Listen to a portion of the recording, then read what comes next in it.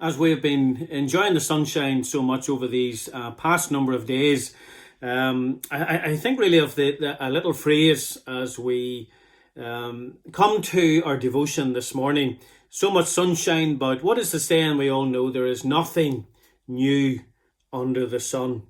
What we see and what we experience really in today's world is generally something that has happened before. I want to focus on one area this morning because sadly there are many homes that are breaking up every day, and sadly as well, often caught up in the middle of it are the children. Perhaps you're somebody today who is from a broken marriage. Perhaps you're someone who witnessed firsthand your parents go through a separation and then a divorce, and probably it's been one of the most painful experiences, if not the most painful experience of your life. How we know that a spouse and a child or the children can be abandoned really whenever this happens. Generally, it is the father who will abandon his wife and his children, but we know that it's not always the case.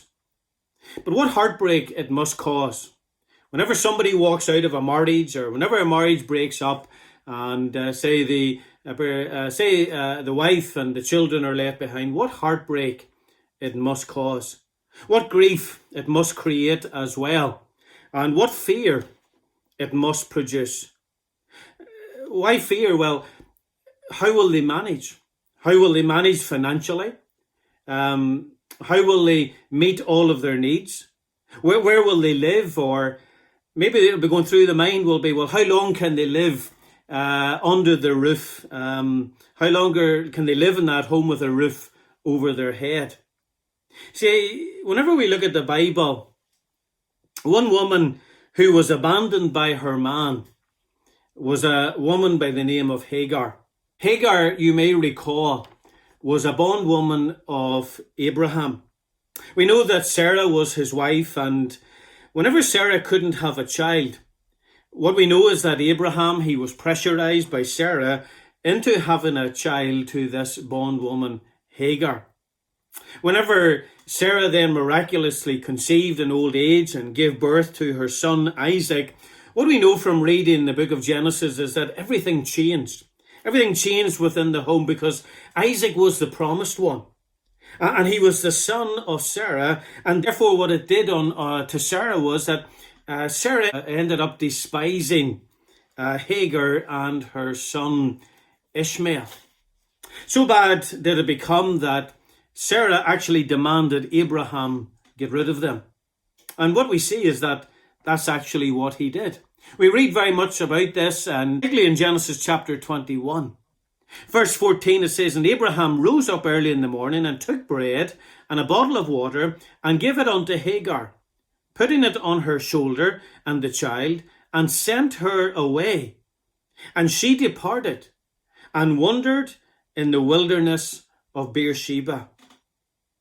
Hagar and Ishmael had to deal with being abandoned. I'm sure that as they were abandoned, the question was going through Hagar's mind, was there now any future for them? Or if there was a future, well, what did the future hold? And maybe it was going through her mind, well, how would they manage? How would they cope? Because certainly back in those days, there weren't all the benefits of the welfare system that we have in the present day for such people. In fact, it wasn't too long until things went from bad to worse, because in the very next two verses we read, "And the water was spent in the bottle," or that is, it was all gone, it was all drank. "And she cast the child under one of the shrubs. And she went and sat herself down over against him a good way off, as if it were a bowshot. For she said, Let me not see the death of the child. And she sat over against him and lifted up her voice and wept." Really, as we would say, things were dire.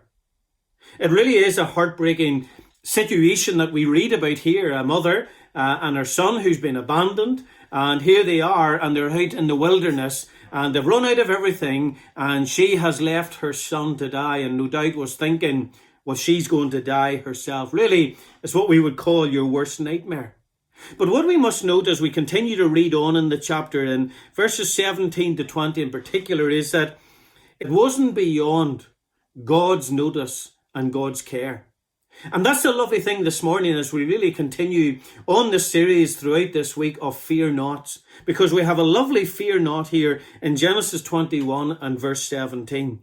And God heard the voice of the lad, and the angel of God called to Hagar out of heaven, and said unto her, What aileth thee, Hagar? Or that simply means, what is your matter? Or what is your problem, Hagar? What aileth thee, Hagar? Fear not, for God hath heard the voice of the lad where he is. Arise, lift up the lad, and hold him in thine hand, for I will make him a great nation. And God opened her eyes, and she saw a well of water, and she went and filled the bottle with water, and gave the lad drink. And God was with the lad, and he grew and dwelt in the wilderness and became an archer.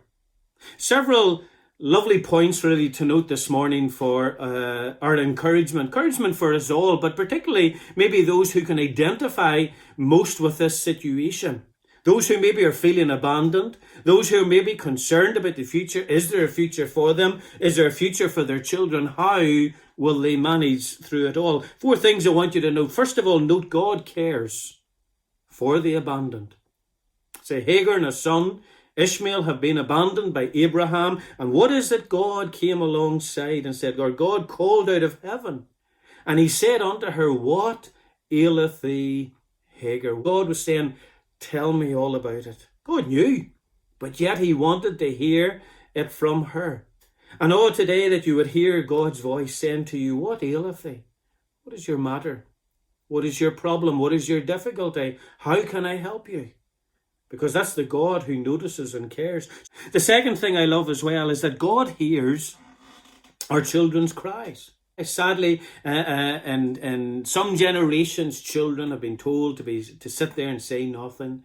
Even whenever it comes to spiritual matters, there are people who have wanted children to be taught the Word of God, but not for the children to really have thoughts about a relationship with God, or that they could communicate with God. And yet, what we see here is that God heard the lad's cry. You see that in verse 17, because it says at the end of the verse, after God said to Hagar, Fear not, he goes on to say, For God hath heard the voice of the lad where he is. God heard him, God saw him.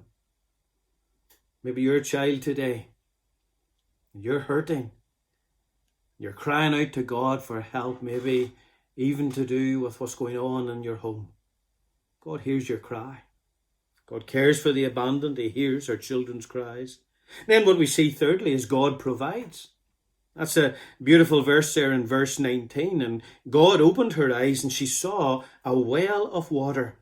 And she went and filled the bottle with water and gave the lad drink. That was the greatest need, and God met the greatest need. And God can meet our greatest need as well. And the fourth thing that I notice here is that God never left nor forsook them. What does it say in verse 20? And God was with the lad, and he grew and dwelt in the wilderness and became an archer. God never leaves, God never forsakes. And certainly that's what we see with regards to Ishmael, one who'd been abandoned by his father, one who probably felt he had no hope. You see, whenever they were at the worst, what is it God said? Fear not. Today you maybe feel you're at your worst, or you feel you're at your lowest point in life. Any future? Maybe you don't feel it. Maybe you feel you're at a dead end, you're wondering how's it all going to work out. Understand today, God notices, and God cares. And God simply says today, fear not. Trust in him. Let him sort it all out for you. Don't take your eyes off him, but walk with him and let him lead you through this difficult pathway. May today you go forward, not fearing the situation that you're in. God bless.